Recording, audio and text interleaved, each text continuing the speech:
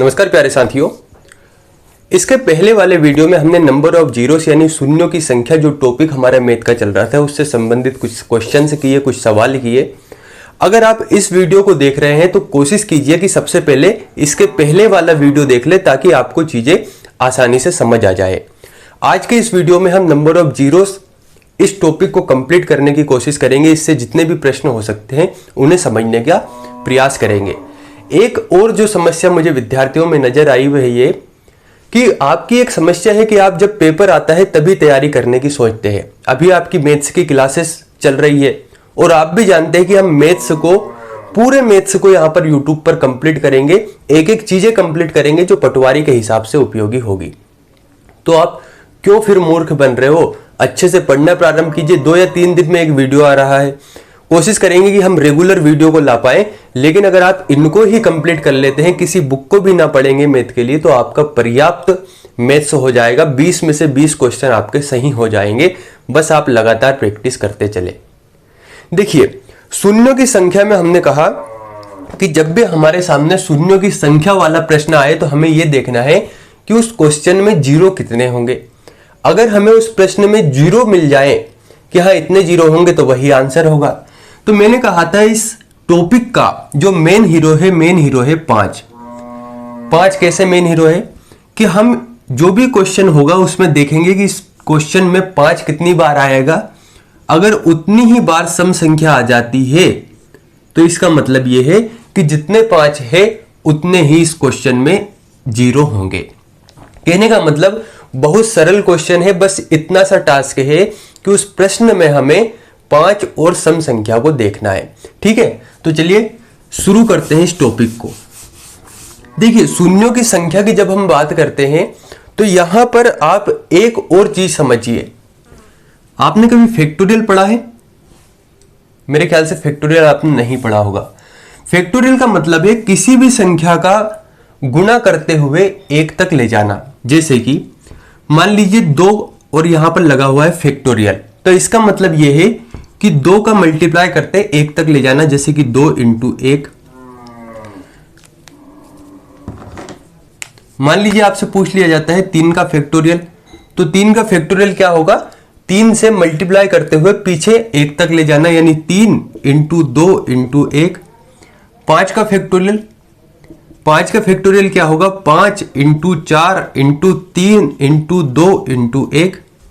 कहने का मतलब जब किसी भी प्रश्न में फैक्टोरियल पूछा जाता है तो फैक्टोरियल का मतलब होता है उस संख्या का मल्टीप्लाई होते हुए 1 तक जाना, यानी 5 × 4 × 3 × 2 × 1 अगर 5 का फैक्टोरियल पूछा गया है। ऐसे ही मान लीजिए आपसे पूछा गया 20 का फैक्टोरियल, यहां पर लिखा हुआ है 20 का फैक्टोरियल, तो इसका मतलब यह है कि 20 को मल्टीप्लाई करते हुए 20, 19, 18 इस तरीके से कहां तक ले जाना है? 1 तक ले जाना है। अब एक बात समझिए, जब 20 का फैक्टोरियल है तो इसका मतलब यह हुआ कि 1 से लेकर 20 तक की संख्याओं का मल्टीप्लाई किया जाएगा। 5 का फैक्टोरियल है तो इसका मतलब हुआ 1 से लेकर 5 तक की संख्याओं का मल्टीप्लाई किया जाएगा। अब समझने का प्रयास कीजिए मैं कहना क्या चाह रहा हूं। जैसे मान लीजिए मैंने एक क्वेश्चन लिखा कि 1 × 2 × 3 × 4 × 5 × 6 × 7 × 8 × 9 × 10। ठीक है, अगर आपको पता हो तो हमने इस टाइप का प्रश्न किया हुआ है। हमने देखा था कि जब इस प्रकार का प्रश्न आए तो हमें यह देखना है कि इसमें 5 कितनी बार होंगे, है ना? यही देखना है कि 5 कितनी बार होंगे। तो हम क्या करते थे, अगर सिंपल क्वेश्चन है तो 5 को देख लेते हैं, अगर सिंपल नहीं है तो जो आखिरी अंक है उसमें 10 से भाग देते थे। जैसे ये आखिरी अंक है 10, इसमें 5 से भाग दिया। जब भी संख्या 1 से लेकर 10 तक या लास्ट कहीं पर भी हो, बस वहां पर संख्याएं रेगुलर होना चाहिए, तो हम उसमें 5 से भाग देंगे। 5 से जब हम भाग देते थे तो जैसे मैंने भाग दिया 5 दून 10, तो इस ऊपर की संख्या को छोड़ देते थे और जो नीचे की संख्या होती थी वही हमारा आंसर होता था। कहने का मतलब इसमें 2 बार 5 आएगा और जितनी बार 5 आएगा अगर उतनी ही सम संख्या है तो सम संख्या तो भरपूर है यहां पर, तो उतने ही जीरो आ जाएंगे। तो इस तरीके से इसका आंसर हो जाएगा 2, यानी इस क्वेश्चन में 2 बार जीरो आएगा। जब हम इसका मल्टीप्लाई करेंगे। लेकिन एक बात समझने का प्रयास कीजिए, जैसे कि 1 इंटू 2 इंटू 3 इंटू 4 इस तरीके से हमने 10 तक लिखा। अगर यही प्रश्न में लिखता कि 10 का फैक्टोरियल, तो इसका मतलब क्या होता? अगर आप गौर करके देख पाएंगे तो 10 के फैक्टोरियल का मतलब भी 1 से लेकर 10 है ना। और यहां पर इस क्वेश्चन का मतलब भी यही है। कहने का मतलब 10 का फैक्टोरियल का मतलब है कि 10 को हम मल्टीप्लाई करते हुए 10, 9, 8, 7, 6, 5, 4, 3, 2, 1, कहने का मतलब 1 से लेकर 10 तक की संख्याओं का मल्टीप्लाई भी यहां पर हो रहा है और 1 से लेकर 10 तक की संख्याओं का मल्टीप्लाई भी हो रहा है। इसका मतलब क्या है कि इस क्वेश्चन को हम 10 का फैक्टोरियल भी लिख सकते हैं। तो एक समझने वाली बात यह है कि जब भी प्रश्न आए उसमें अगर फैक्टोरियल लगा हो तो फैक्टोरियल लगे होने पर हम उसमें 5 का भाग दे देंगे और हमारा आंसर निकाल लेंगे। बस इस कॉन्सेप्ट को आपको समझना था, ठीक है। कहने का मतलब जब भी किसी क्वेश्चन में फैक्टोरियल लगा हो तो उसका मल्टीप्लाई होते हुए वह 1 तक जाएगा। चलिए अब प्रश्न को सोल्व करना शुरू करते हैं।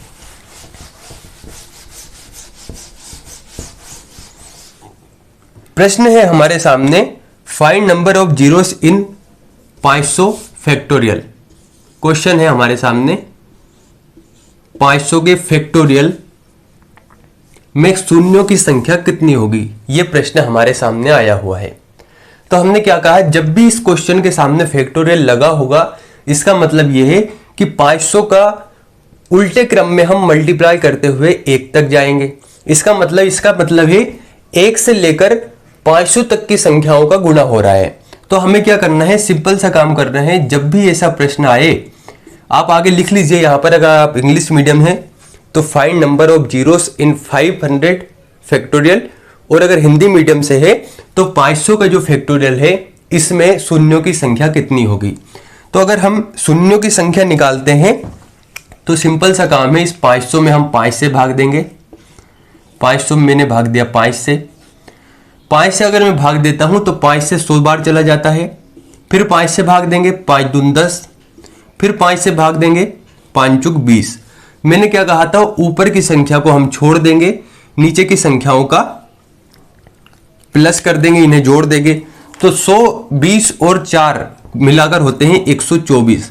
कहने का मतलब 500 के फैक्टोरियल में शून्यों की संख्या 124 होगी। इस तरीके से इसका आंसर होगा 124। कितना सरल क्वेश्चन है, बस हमें समझ में आना चाहिए कि हमें करना क्या है।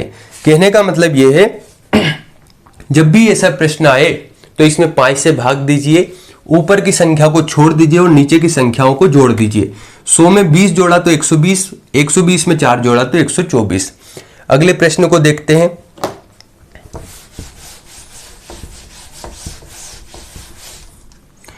क्वेश्चन है 2346 का फैक्टोरियल आपको बताना है कि इसमें शून्यों की संख्या कितनी होगी।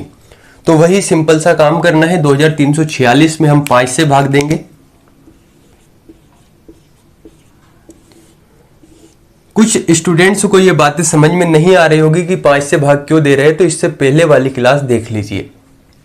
5 से भाग देंगे तो 5 चुक 20, 3 हासिल आया, 34 हो जाता है, 5 छके 30, 4 यहां पर हासिल आ रहा है, 5 नाम 45। फिर 5 से भाग देंगे, 5 नाम 45, 1 हासिल आता है, 5 तिया 15। शेषफल जो भी बच रहा है उसे छोड़ दीजिए। फिर 93 में भाग देंगे तो यहां पर 5 एकम 5 हासिल 4 आता है, 5 8 40। फिर 5 से भाग देंगे, 5 तिया 15। अब भाग नहीं जाएगा तो ऊपर की संख्या को छोड़ देंगे और जो नीचे की संख्याएं होंगी उन्हें जोड़ देंगे। यहां पर 9 और 3 होते हैं 12, 12 और 8 20, 20 और 3 23 का 3 हासिल 2।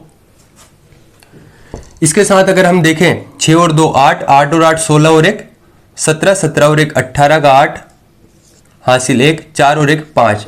कहने का मतलब 2346 के फैक्टोरियल में 583 जीरो होंगे। इस तरीके से इसका आंसर हो जाएगा 583। समझ रहे हो आप? कहने का मतलब जब इस प्रकार का प्रश्न आए तो 5 से भाग दीजिए और समझ लीजिए कि इसमें इतने सम संख्या होगी कि नहीं। तो हमें स्पेशल मतलब समझ में आ रहा है कि इसमें सम संख्या पर्याप्त रूप से होगी, तो हमने 5 से भाग दिया। जितने भी नीचे की संख्याएं होंगी इसने जोड़ दीजिए। तो यहां से लेकर यहां तक की संख्याओं को जोड़ देंगे, जो भी जोड़ करने पर आंसर आएगा उतने ही शून्य होंगे, वही हमारा आंसर होगा। चलिए अब कुछ डिफरेंट क्वेश्चन करते हैं, थोड़ा सा अलग है ना। प्रश्न है 1 इंटू 2 इंटू 3 इंटू 4 इस तरीके से मल्टीप्लाई होते हुए जा रहा है 377 इंटू 378 में शून्यों की संख्या कितनी होगी। देखिए अगर आप इस प्रश्न को समझ पाए तो आप एक बात जरूर समझ जाएंगे। यहां पर 1 से लेकर 378 तक की संख्याओं का मल्टीप्लाई हो रहा है। इसका मतलब 1 से लेकर 378 तक की संख्याओं के मल्टीप्लाई करने पर यह बताना है कि इसमें कितने शून्य होंगे।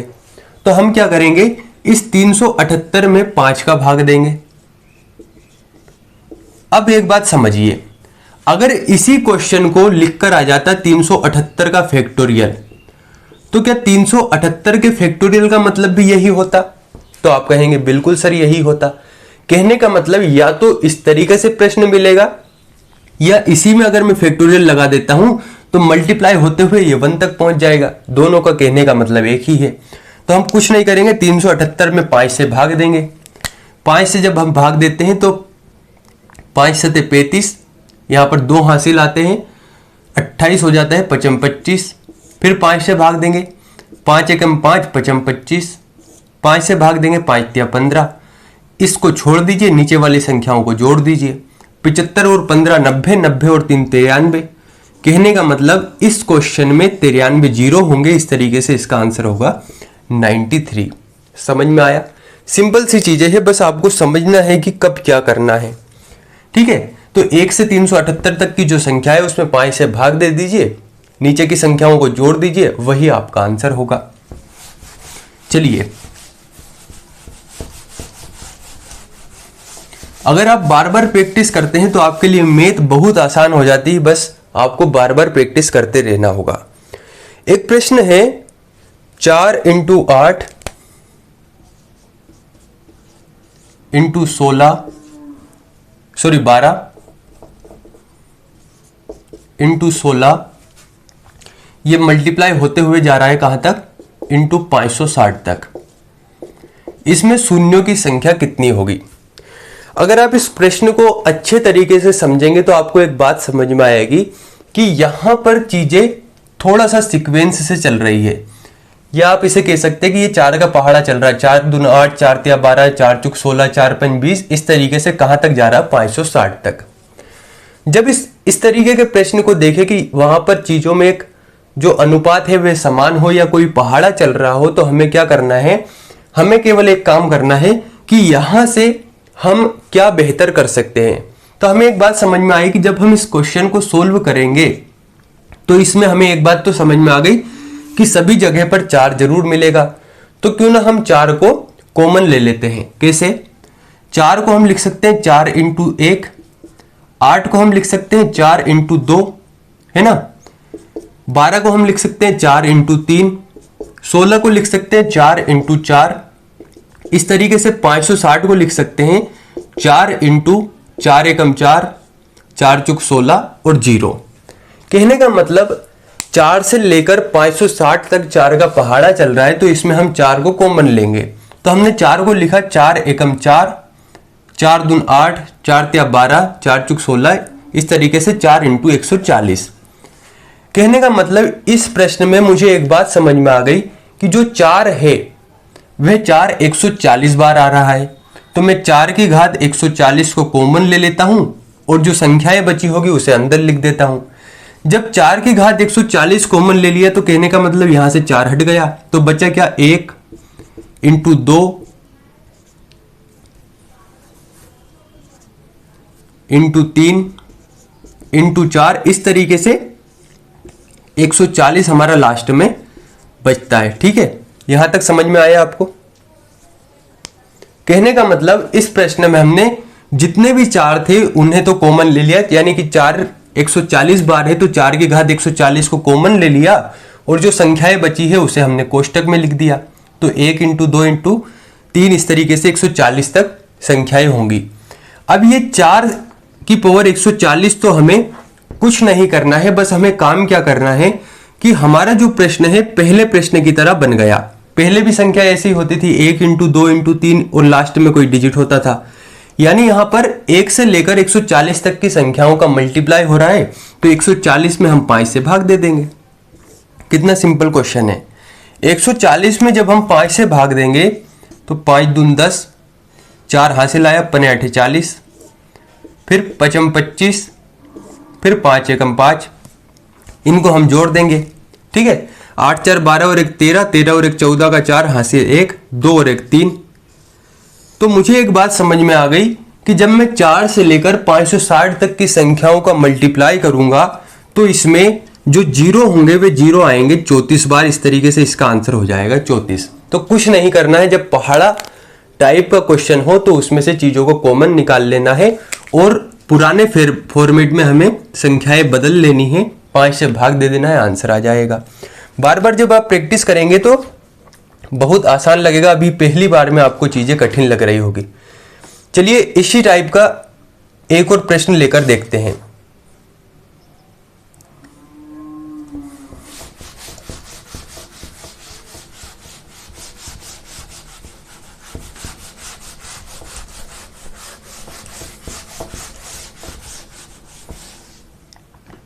प्रश्न है 5 इंटू 10 इंटू 15 इंटू 20 इस तरीके से मल्टीप्लाई होते हुए जा रहा है 75 तक। क्वेश्चन कह रहा है 5 से लेकर 75 तक की संख्याएं मल्टीप्लाई हो रही है, इसमें शून्यों की संख्या कितनी होगी। तो हमें एक बात समझ में आ गई कि ये पहाड़े में चल रहा है, तो क्यों ना हम इसमें से 5 कॉमन निकाल लें। तो हमने 5 कॉमन निकाला, 5 इंटू 1 इंटू 5 इंटू 2 है ना, 5 इंटू 2 10 हो गया, 5 इंटू 3 15 हो गया। इस तरीके से 75 में 15 बार 5 होंगे, 15 5 75। हमें क्या करना है, इस क्वेश्चन में से 5 कॉमन लेना है। तो 5 कितनी बार आया, 15 बार, तो हमने 5 को कॉमन ले लिया, 5 की पावर 15। अंदर क्या बचा, अंदर बचा 1 इंटू 2 इंटू 3 इंटू 4, इस तरीके से 15 तक की संख्याएं बची है ना। कॉमन लेना आपको आता है, बेसिक सी चीजें हैं। यानी यहां पर 5 कितनी बार है, 5 15 बार है, तो 15 5 की पावर 15 हमने बाहर निकाल लिया और जो संख्याएं बची हुई है उसे हमने कोष्टक में लिख दिया। अब मुझे एक बात समझ में आ रही कि अगर मुझे इसमें से निकालना है 5 तो उस 15 में मुझे 5 का भाग देना होगा। तो 15 में मैंने भाग दिया 5 का, 5 दिया 15। ठीक है, कहने का मतलब यहां पर 3 बार 5 यहां पर आ रहे हैं और 5 की पावर 15 यहां पर है, यानी 15 बार 5 यहां पर है, तो टोटल मिलाकर हो जाते हैं 18 बार। हर बार हम क्या कर रहे थे, जो भी यहां पर आंसर आता था उसे हम लिख देते थे, वही आंसर रहता था। लेकिन हमने शुरू में समझा था कि जब भी हम 5 निकालेंगे तो जितने 5 होंगे उतनी ही सम संख्या होनी चाहिए। लेकिन हमें एक बात समझ में आ गई कि यार इस क्वेश्चन में 5 5 तो बहुत बार आ रही है लेकिन इतनी सम संख्या नहीं आ रही है। तो जितने 5 है उतनी ही सम संख्या होगी तो उतने ही जीरो होंगे, लेकिन यहां पर 5 तो ज्यादा है पर उतनी सम संख्या है नहीं। तो सम संख्या निकालने के लिए इसी 15 में हम 2 से भाग दे देंगे। सबसे छोटी सबसे बड़ी सम संख्या है 2। 15 में जब हम 2 से भाग देंगे तो 2 7 14, 2 3 6, 2 एकम 2, ऊपर की संख्या को छोड़ेंगे नीचे को जोड़ देंगे, 7 3 10 और 1 11। तो हमें समझ में आ गया कि यहां पर 5 तो 18 बार आ रहा है लेकिन सम संख्या केवल 11 बार आ रही है। जब सम संख्या 11 बार आएगी तो हमारे लिए उतने ही 5 काम के हैं। तो इस तरीके से यहां आंसर हो जाएगा 11। तो हमें यह भी देखना है कि जितनी बार 5 आ रहे हो उतनी बार सम संख्या आ रही या नहीं। तो हमें क्या कर रहा है, हमें एक बात समझ में आ गई कि इसमें 5 तो पर्याप्त हैं किंतु उतनी सम संख्या नहीं है। तो हमें सम संख्या निकालना है, तो हमने 2 का भाग दे दिया, 11 सम संख्या होगी तो 11 ही हमारा आंसर होगा, क्योंकि 11 ही 5 की हमें जरूरत होगी। प्रैक्टिस करते रहिए, आपको चीजें समझ आने लगेगी। चलिए किसी अगले प्रश्न को देखते हैं।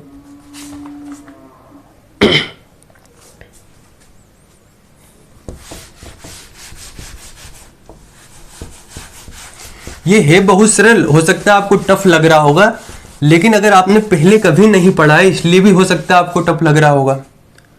क्वेश्चन है 10 की पावर 1, 10 की पावर 2, इस तरीके से 10 की पावर 10, 10 की पावर 1 इंटू 10 की पावर 2 इंटू 10 की पावर 3 मल्टीप्लाई होते हुए जा रहा है 10 की पावर 10 तक। इसमें हमें शून्यों की संख्या बतानी है। आपने एक बात पढ़ी होगी कि जब आधार समान होते हैं, हमने देखा यहां पर आधार समान है, सभी जगह 10-10 है, तो आधार समान होने पर घातें आपस में जुड़ जाती है।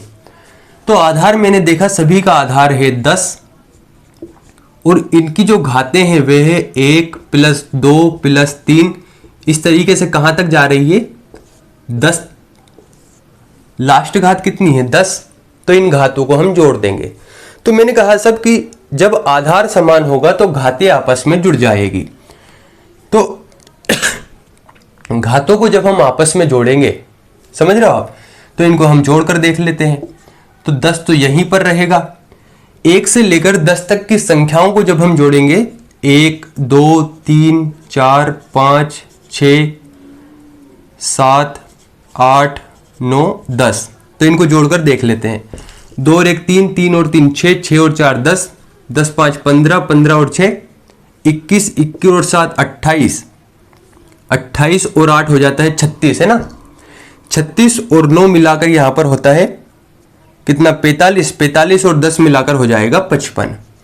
कहने का मतलब हमें एक बात समझ में आ गई कि 1 से लेकर 10 तक की संख्याओं को जब हम जोड़ेंगे तो यहां पर आ जाएगा 55। अब हमें यह देखना है कि इस क्वेश्चन में सम संख्या और 5 कितनी बार होगा। तो ये हो गया 10 की घात 55। क्या 10 की घात 55 को मैं लिख सकता हूं 5 की घात 55 और 2 की घात 55, है ना। यानी इसे 2 टुकड़ों में विभाजित कर देते हैं, 2 टुकड़ों में तोड़ देते हैं, 5 दूनी 10। तो कहने का मतलब 10 की घात 55 का मतलब हो गया 5 की घात 55 और 2 की घात 55। एक चीज हमें समझ में आ गई कि जितने 5 है उतनी ही सम संख्या है। इसका मतलब ये कि 5 अगर 55 बार आया है तो 55 बार ही इसमें 0 होगी। इस तरीके से इस क्वेश्चन का आंसर हो जाएगा 55। कितना सिंपल क्वेश्चन था। जब भी आधार समान दिखे तो घातों को जोड़ दीजिए, जोड़ने के बाद देख लीजिए कि उसमें 5 और सम संख्या कितनी है। अगर जितने 5 है उतनी ही सम संख्या है तो उतनी बार 0 होगा। इस क्वेश्चन को सोल्व करने का एक और तरीका है। हमारी कोशिश ये है कि हम सरल तरीके से क्वेश्चंस को सोल्व कर सकें। मैंने कहा था जब भी 1 से लेकर n तक की संख्याओं को जोड़ा जाता है तो एक फॉर्मूला होता है। फॉर्मूला क्या है? मैंने देखा यहां पर 1 से लेकर n तक की संख्याएं जोड़ी जा रही है, तो इसका फॉर्मूला है n + 1/2। n का मतलब होता है अंतिम संख्या यानी 10, n का मतलब 10, 10 + 1/2। इस 2 से इस 10 को काट दीजिए यानी 10 × 11/2। तो 2 से 10 को काटा तो 2 × 5 10, 11 का 5 पे जब हम मल्टीप्लाई करते हैं तो 55 आ गया। यहां पर भी 55 है, यहां पर भी 55 है। इस 55 को कहां पर हम रख देंगे 10 की पावर 55 पर यहां पर, और सोल्व इसी मेथड से कर लेंगे। कहने का मतलब कैसे भी सोल्व करेंगे हमें एक बात समझ में आ गई कि इस क्वेश्चन का आंसर आएगा 55। ठीक है, अच्छे से समझिए, प्रैक्टिस करते रहिए, आपके लिए चीजें आसान हो जाएगी। चलिए अगले प्रश्न को देखते हैं। आपको ऐसा तो नहीं लग रहा कि चीजें समझ में नहीं आ रही है? अगर आपको क्वेश्चन समझ में नहीं आते हैं तो आप प्रैक्टिस कर कर देखिए, समझ कर देखिए। और एक बात और, मैथ को रटना बिल्कुल नहीं है। जो भी मैं प्रश्न कराता हूं बार बार हाथ को चलाकर देखिए, बार बार उसे प्रैक्टिस करते रहिए। अगर आप प्रैक्टिस नहीं करते हैं तो कोई मतलब नहीं रहता है मैथ पढ़ने का। पता लग रहा है जीएस की तरह कि एमपी जीके को रटने लग गए, साइंस को रटने लग गए, हिस्ट्री को रटने लग गए, वो नहीं करना है। यहाँ पर मैथ्स बार बार प्रैक्टिस करने से ही आएगा। अगर प्रैक्टिस नहीं करोगे तो कोई मतलब नहीं होगा। और पटवारी में हमारा केवल एक ही मंत्र है कि हमें 20 क्वेश्चन में से 20 क्वेश्चन सही करने हैं तो करने हैं। चाहे कितनी ही बार प्रैक्टिस करनी पड़े, कितने ही रजिस्टर भरा जाए, कितना ही कुछ भी हो जाए, हमें बार बार प्रैक्टिस करनी है। मैथ्स लगातार हमें करते रहना है। डेली 1 घंटा, 2 घंटा, 3 घंटे, जितनी देर हो सकता है मैथ्स पढ़ते रहिए। आपको मैथ्स पढ़ने में एक अलग ही मजा आएगा। चलिए अगले प्रश्न को करते हैं।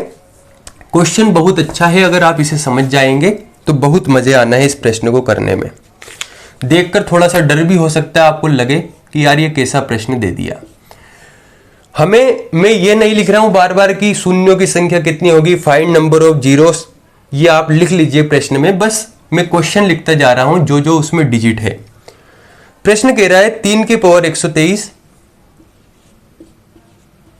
माइनस 3 की पावर 122 माइनस 3 की पावर 121, ये कोष्टक बंद। फिर 2 की पावर 121 माइनस 2 की पावर 120 माइनस 2 की पावर 119। तो क्वेश्चन ने कहा कि साहब आप हमें सोल्व करके बताइए कि जब हम सोल्व हो जाएंगे, जब हमारा यहां पर आप इसे तोड़ मरोड़ के इसे सोल्व करेंगे तो हमें कितने जीरो आएंगे। तो मेरे विद्यार्थियों ने देखा कि यार इसमें तो बहुत सारा सोल्व करना है, पर सोल्व करने पर जीरो कितना आएगा। तो सर ने बताया कि हमें तो केवल 5 और सम संख्या देख लेनी है। पर क्वेश्चन को देखकर हम डर गए कि यार इसमें ना जाने कितने जीरो आएंगे, ना जाने ये कैसे सोल्व होगा। तो चलिए इसको देखते हैं और इसे सोल्व करने की कोशिश करते हैं।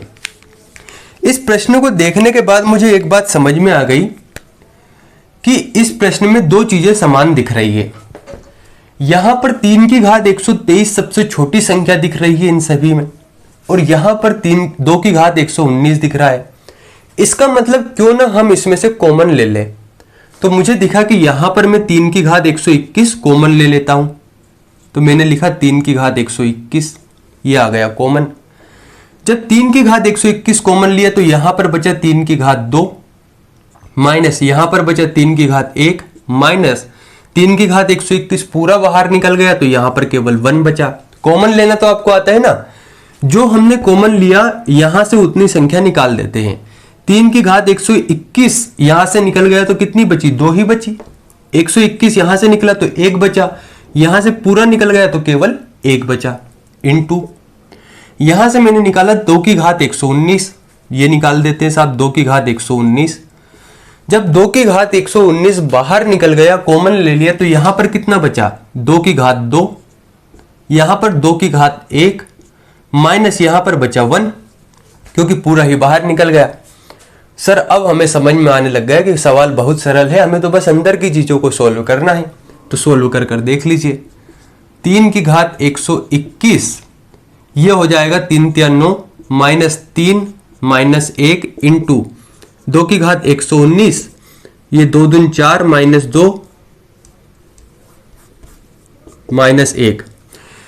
तो 3 की घात 121 को जब हम सोल्व करेंगे तो हमें समझ में आ रहा है कि यहां पर 5 कहीं भी नहीं होगा, क्योंकि ये एक विषम संख्या है। ये सम संख्या है, किंतु यहां पर भी कहीं भी 5 नहीं होगा, तो इसमें कोई मतलब नहीं। तो इन दोनों को सोल्व कर लेते हैं। जब माइनस और माइनस की चीजें हैं तो ये जुड़ जाएगी, यानी -3 और -1 मिलकर बनेगा -4। 9 में से -4 जब हम घटाएंगे तो उसको भी देख लेंगे। यहां पर 4 है, 4 में से -2 और -1 दोनों जुड़ जाएंगे -3, यानी 4 में से -3 हमें घटाना है। एक बात समझिए, यहां पर 4 में से जब 3 जाएगा तो बचेगा 1, और 9 में से 4 जाएगा तो बचेगा 5, है ना। तो हमें इस पूरे क्वेश्चन को सोल्व करने पर एक बात समझ में आ गई कि सर ना तो 5 यहां मिला, ना 5 यहां मिला, ना यहां पर मिला, और इस पूरे क्वेश्चन में मिला भी तो 5 इतना सा मिला, यानी एक ही 5 मिला। हमारे सामने सम संख्या तो बहुत है, लेकिन इतने 5 है नहीं। 5 कितनी बार आया, एक बार आया।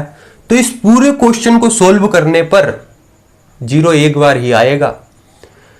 तो ये क्वेश्चन आया था डराने के लिए। बस हमें समझना है कि किसी भी प्रश्न को सोल्व करेंगे तो उसमें 5 कितना आएगा, उतनी ही अगर सम संख्या है तो आंसर वही होगा।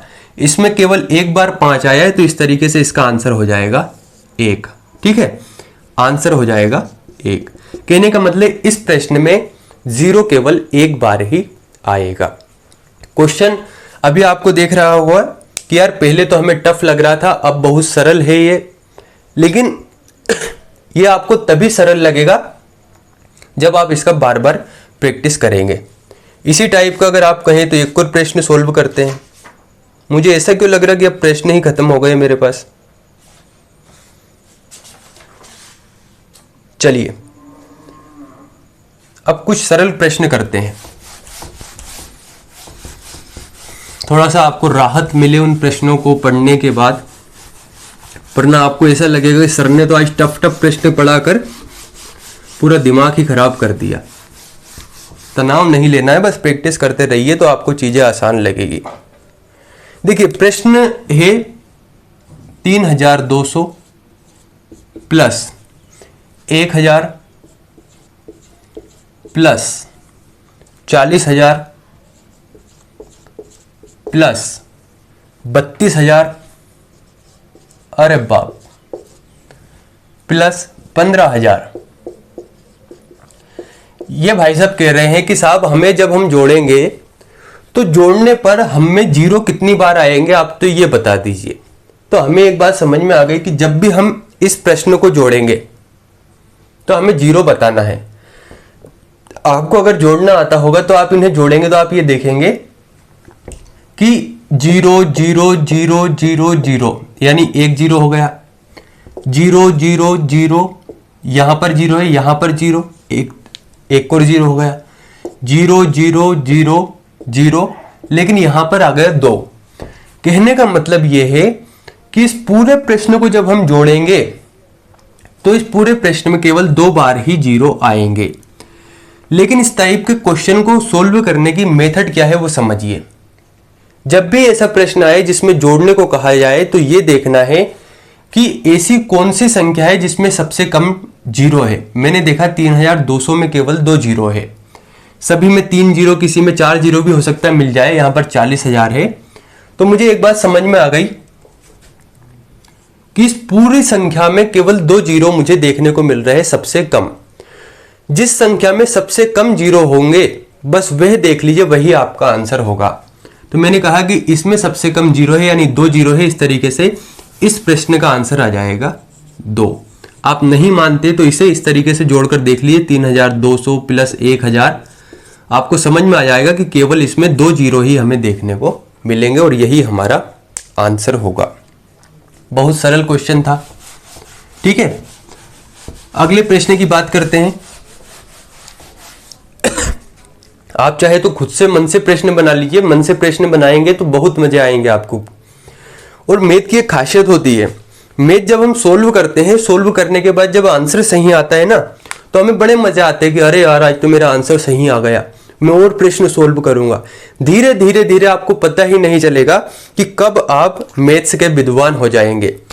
सबसे ज्यादा समस्या तब आती है जब घर वाले कहते हैं कि यार ये बताओ कि हमने, अगर आप ग्रामीण क्षेत्र से बिलोंग करते हैं, आप कहीं गेहूं सोयाबीन कुछ भी आपके पिताजी कहीं बेचने गए तो आपसे कहेंगे कि मैं 18 क्विंटल गेहूं बेचकर आया, उसका भाव ये था। तो अब मुझे बताइए कि पैसे कितने बने। मैंने देखा विद्यार्थियों को सबसे ज्यादा समस्या इसी समय आती है, अगर पिताजी ने पूछ लिया तो मोबाइल निकालेंगे, कैलकुलेटर निकालेंगे, लेकिन समझ में ये नहीं आ रहा कि यार इसको निकाला कैसे जाता है, आखिर समझू कैसे मैं। उस समय दिमाग नील हो जाता है, समझ में कुछ आता नहीं। और अगर आप पढ़ लेंगे तो आपको थोड़ा याद आएगा कि यार देव वर्मा सर ने पढ़ाया था कि यार चीजों को ऐसे निकालना है, मैथ्स किस तरीके से पढ़ना है, चीजों को कैसे जोड़ना है, अब हमें समझ में आ जाएगा। मैं तो यही कहूंगा कि पूरी निःशुल्क क्लासेस है, एक बार देख लीजिए।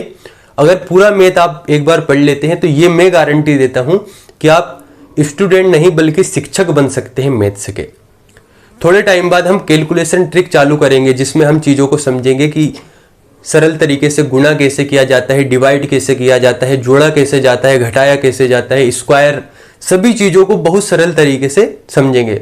बस आप लगातार पढ़ते रहिए, आप पढ़ेंगे तो मुझे भी मजा आएगा पढ़ाने में।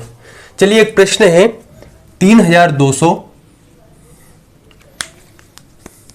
इंटू 1000। क्यों डराते हैं यार ये प्रश्न, 3200 इंटू 1000 इंटू 40,000, वाह, इंटू 32,000, बहुत बढ़िया, इंटू 15,000। ये भाई साहब कह रहे हैं कि जब आप हमें सोल्व करेंगे तो सोल्व करने पर हमें कितनी जीरो होगी। मैंने कहा था जब प्लस की संख्या ये आएगी तो प्लस करते समय हमें ये देखना है कि किसी भी क्वेश्चन में ऐसी संख्या कौन सी है जिसमें सबसे कम जीरो है। जैसे कि मान लीजिए इसमें सबसे कम जीरो इसमें था तो हम आंसर बता देते कि इसका आंसर आएगा 2। लेकिन मल्टीप्लाई करने में जितनी भी जीरो होती है सारी बढ़ती जाती है। कहने का मतलब जितनी भी जीरो होंगी इतनी जीरो तो इस क्वेश्चन में आना ही है। तो मैंने कहा कि 2 जीरो यहां पर है, 3 यहां पर है, 4 यहां पर है, फिर 3 यहां पर है, 3 यहां पर है। तो इनको जोड़ दीजिए, 3 और 2 5, 5 4 9, 9 और 3 12, 12 और 3 15 कि साहब 15 जीरो तो आएगी, है ना। जब हम इनका मल्टीप्लाई करेंगे तो 15 जीरो तो इसमें आना है। लेकिन मुझे एक चीज और समझ में आई कि सर ने कहा था कि यार 5 इंटू सम संख्या कहीं मिल जाए तो 1 जीरो वहां से बढ़ जाएगी। तो मैंने देखा कि यहां भी 5 नहीं है, यहां भी 5 नहीं है, यहां भी 5 नहीं है, है ना।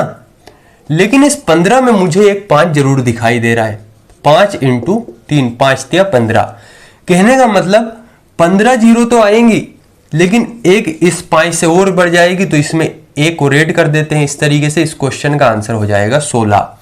इस प्रश्न को जब हम सोल्व करेंगे तो सोल्व करने पर मुझे एक बात समझ में आ गई, क्योंकि देखिए 15 को हम लिख सकते हैं 15 इंटू 1000, 5 इंटू 3 इंटू 1000, 5 या 15 और 15,000 यहां पर हो गया। कहने का मतलब 15 जीरो तो आ रही थी, एक जीरो इस 5 से भी आ जाएगी। हमें यह देखना है कि जीरो कितनी है और सम संख्या अगर और मिल जाए तो और मजे आ जाएंगे। हो सकता है, मुझे ऐसा लग रहा है कि अब हमारे पास केवल 1 या 2 सवाल ही बचे हैं और शून्यों की संख्या वाला ये जो टॉपिक है हमारा ये एंड होने वाला है।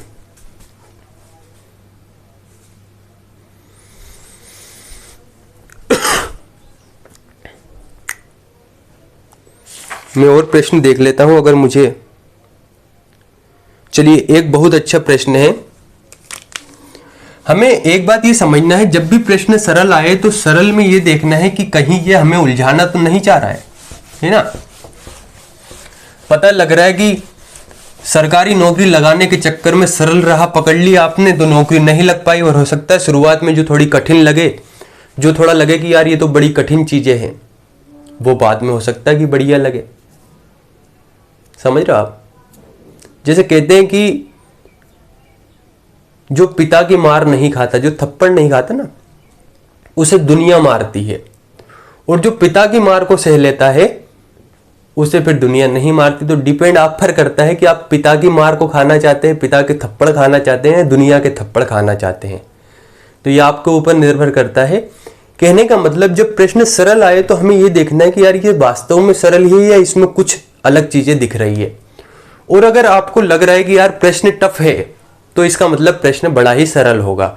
मैथ्स की ये बड़ी विशेषता है, अगर चीजें सरल दिख रही है तो कहीं ना कहीं उलझाने वाला एक पॉइंट जरूर रहेगा। जैसा अभी हमने मल्टीप्लाई वाले में देखा कि 15,000 जो दे दिया था उसमें एक 5 छिपा हुआ था। तो हमें यह गलती नहीं करना है कि भावुक होकर जल्दबाजी में हम 0 0 को मल्टीप्लाई कर बैठे और 1 को छोड़ दिए। भावुक नहीं होना है। कुछ बड़ा अगर जीवन में करना है तो भावनात्मक निर्णय लेना भी नहीं है। इमोशनल अगर आप निर्णय लोगे तो फिर धाराशायी हो जाओगे, जीवन में कुछ बचेगा नहीं। इसलिए मेंटली थोड़ा सा प्रिपेयर होकर चीजों को सोल्व करना सीखिए। हो सकता है कि ये लास्ट या सेकंड लास्ट क्वेश्चन रहता है, इसके बाद आपकी छुट्टी की जाएगी।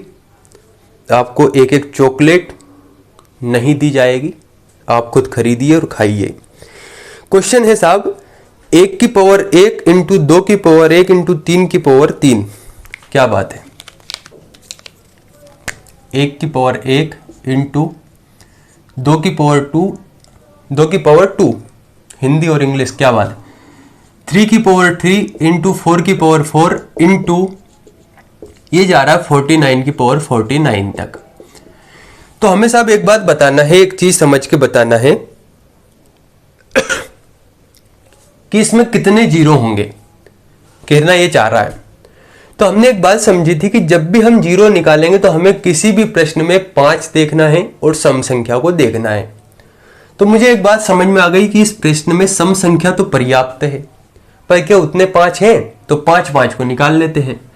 यहां पर अगर आप क्वेश्चन को देख पा रहे होंगे तो आपको एक बात समझ आ गई होगी कि 1 से लेकर 49 तक की संख्याओं का गुणा हो रहा है और जितनी संख्या है उसकी उतनी ही पावर है। इसका मतलब इस क्वेश्चन में 5 की पावर 5 भी है, इंटू 10 की पावर 5 भी है। किस किस में 5 आ सकता है वो हम निकालेंगे। 15 की पावर 5 की पावर 5, 10 की पावर 10 है ना, जितनी संख्या उतनी ही पावर। 15 की पावर 15, 20 की पावर 20, 25 की पावर 25, इंटू 30 की पावर, मल्टीप्लाई जरूर लगा लेना, 30 की पावर 30, इंटू 35 की पावर 35, इंटू 40 की पावर 40, इंटू 45 की पावर 45। कहने का मतलब इस पूरे प्रश्न में इतनी बार 5 आएंगे, हमें यह समझ में आ गया। क्योंकि 10 में भी एक 5 छुपा हुआ है, 5 दून 10, 15 में भी एक 5 है, 5 तिया 15, 20 में भी एक 5 है, 5 चुक 20। इसके बाद जो भी संख्या आप लेना चाहे उसमें 5 हमें देखने को मिलेगा। कहने का मतलब इतनी बार 5 तो आएगा। तो 1 की पावर 1, इस तरीके से 49 तक की जो संख्याएं हैं, जितनी संख्याएं उतनी ही पावर है ना। हमें यह देखना है कि 5 कितनी बार आएगा, क्योंकि हमें समझ में आ गया कि सम संख्या तो पर्याप्त आएगी। तो जब 5 हमें देखना है तो हम 5 को बाहर निकाल लेते हैं। जिसे हमें देखना होता है उसे बाहर निकाल लीजिए, या आप बाहर निकल जाइए, दोनों में से कुछ भी कर सकते हैं आप। तो मैंने देखा साहब कि इसमें 5 की पावर 5 निकाल लेते हैं, 10 की पावर 10 निकाल लेते हैं, ये सब हमने निकाल लिया। तो जब हम इन्हें तोड़ेंगे, मरोड़ेंगे, इसका पोस्टमार्टम करेंगे तो हमें समझ में आ गया कि यहां पर भी एक 5 है, यहां पर भी एक 5 है, यहां पर भी एक 5 है, इन सब में 5 5 है। तो क्यों ना हम इसे जोड़ देते हैं, है ना। तो 5 की पावर 5 में 5 एक ये हो गया, इसमें भी एक 5 होगा, इसका मतलब 5 की पावर 10। तो क्यों ना हम घातों को जोड़ देते हैं। तो हमने घात को जोड़ना प्रारंभ किया। घात को क्यों जोड़ रहे हैं वो समझिए। इस 10 में भी एक 5 है, इसका मतलब 5 की पावर 10 और 2 की पावर 10। इस 15 को हम तोड़ेंगे, 5 तिया 15, तो 5 की पावर 15, 3 की पावर 15। इसलिए हर जगह हमें 5 तो मिलेगा ही। तो मैंने जोड़ा 5 की पावर 5 5, इस 10 में 5 जोड़ेंगे तो 15, इस 15 में 15 जोड़ेंगे तो 15 और 15 30, 30 में 20 जोड़ेंगे ये हो जाएगा 30 और 20 50। 50 में अभी इसको छोड़ दीजिए, इसे मैं बाद में बताऊंगा क्यों छोड़ रहे हैं। 50 में हम जोड़ रहे हैं 30, 50 और 30 80, है ना। अभी चलिए इसे मत जोड़िए, एक बात समझिए। यहां पर 5 चुक 20 एक बार 5 है, 5 6 30 एक बार 5 है, 5 7 35 एक बार 5 है, 5 8 40 एक बार 5 है, 5 9 45 एक बार 5 है। लेकिन 25 को जब आप देखेंगे तो आप इसे समझिए कि 25 में 2 बार 5 आएगा, 5 25, 5 इंटू 5, इसका मतलब 5 की पावर 25 होगा, फिर 5 की पावर 25 होगा। यानी इसमें 5 केवल एक बार है, लेकिन 25 में 5 2 बार है, इसलिए 5 5 2 बार जुड़ेंगे, इसका मतलब पावर 2 बार जुड़ेगी। तो चलिए जोड़ दीजिए, 5 और 10 15, 15 और 15 30, 30 और 20 50, 50 और 25 75, 75 और 25 हो जाते हैं 100, 100 और 30 130, 130 और 35 165, 165 और 40 शायद 205, 205 और 45 250। कहने का मतलब यह है भाई साहब कि इस पूरे प्रश्न को सोल्व करने पर 250 बार 5 आएंगे। और हमें एक बात समझ में आ गई कि 2 तो पर्याप्त मात्रा में मिलेगा, सम संख्या पर्याप्त मात्रा में मिलेगी, इसलिए इस क्वेश्चन में 250 बार 0 आएंगे और यही हमारा आंसर होगा। जब भी ऐसा प्रश्न देखें तो बिल्कुल भी डरना नहीं है, डर का सामना करना है, बिल्कुल भी घबराना नहीं है। अगर आप घबराते हैं तो कोई भी मंत्र का जाप कर सकते हैं, हो सकता है उससे आपको थोड़ा फायदा मिलेगा। डरने की बात नहीं है। और नहीं तो एक तरीका तो है आंसर लगाने का, ABCD कुछ भी आप लगा सकते हैं, यह आपकी इच्छा के ऊपर निर्भर करता है। चलिए एक लास्ट प्रश्न देखते हैं, बड़ा मजा आएगा इस प्रश्न को करने में। 2 इंटू 4 इंटू 6 इंटू 8, क्या बात है। इस तरीके से 100 तक की संख्याएं हैं।